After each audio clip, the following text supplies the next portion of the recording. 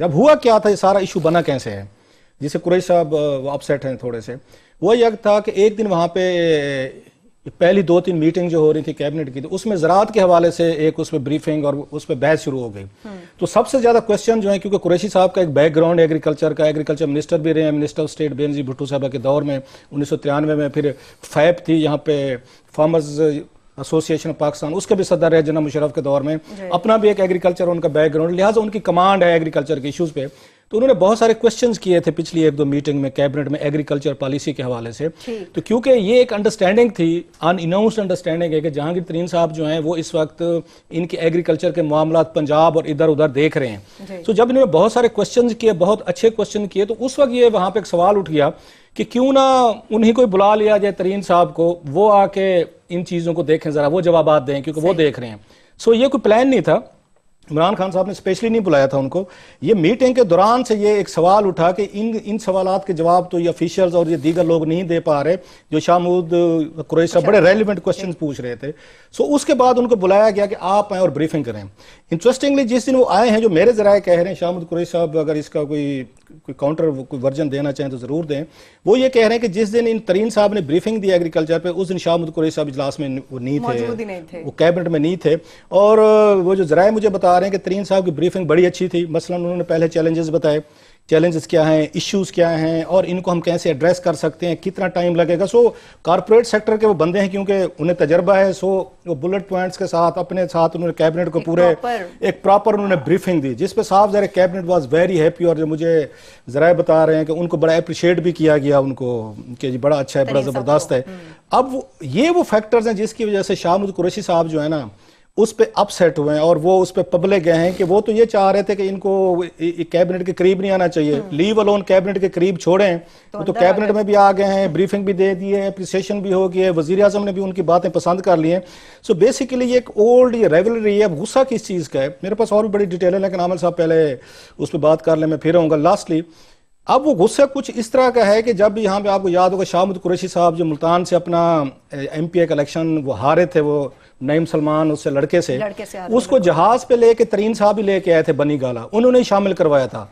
अब जो लड़का आपको हरा रहा हो, कल का 25 साल भी उम्र नहीं थी पूरी उस लड़के की, वो आपको एक सीजन पॉलिटिशियन को, जो अपने आप को ये पंजाब चीफ मिनिस्टर का ओहदे का वो अहल समझते हैं, उनको हरा दे। और उनका सारी प्लानिंग है, जैसे चौधरी या निसार अली खान साहब की प्लानिंग जो है हर दफा वजीर आला पंजाब बनने की नाकाम हो जाती है, सेम कुरैशी साहब के साथ हुआ।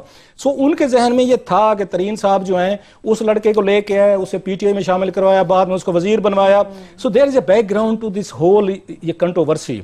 जो मेरी जब मुलाकात हुई थी जहाज से आते हुए इनसे, कुरैशी साहब से, वी हैड कोई 1.5 घंटे हमारी चैट हुई थी जहाज में बैठे हुए, तो मैं भी लग रहा था कि उन्हें फील है, ये एक तरह की फीलिंग है कि इससे ज्यादा मैं इस पे क्या कर सकता था कैरियर में। यही कर सकता था कि मैं ऑलरेडी मैं फॉरेन मिनिस्टर लग चुका हूँ। जो मुझे फील हुआ वो फॉरेन मिनिस्ट्री, जो मेरी ऑब्जर्वेशन थी कुरैशी साहब के हवाले से गुफ्तगू के बाद, तो फॉरेन ऑफिस तो इतने ज्यादा मुतासर नहीं है।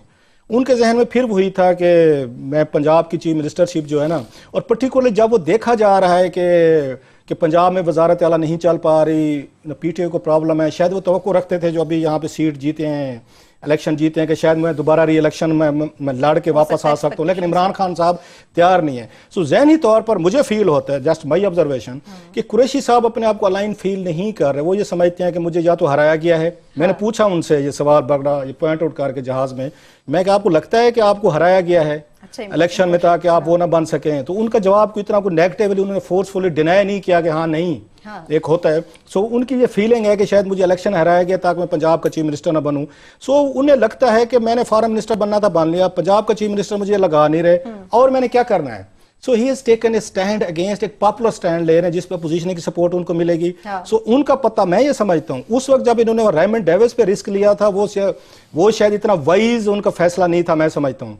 आपकी दफा जो लाइन ले रहे हैं ना, इनको पोजीशन की बड़ी स्ट्रांग इनको सपोर्ट मिल सकती है। जो एंटी एक ये इमरान खान साहब के खिलाफ मीडिया है या ट्विटर सोशल मीडिया जो भी है, वो सपोर्ट इस वक्त मिल सकती है कुरैशी साहब को, अगर ये पॉपुलर एक लाइन लेके चलते हैं कि वो बंदा जो वहां से वो नाअहल हो चुका है, जिसको अदालतें फलां कर दी हैं, ये इश्यूज हैं, बला इश्यूज हैं, हम उनको क्यों बुला रहे हैं। सो कुरैशी साहब ने अपना पत्ता बिल्कुल सही तरीके पे सही टाइम पे फेंका है।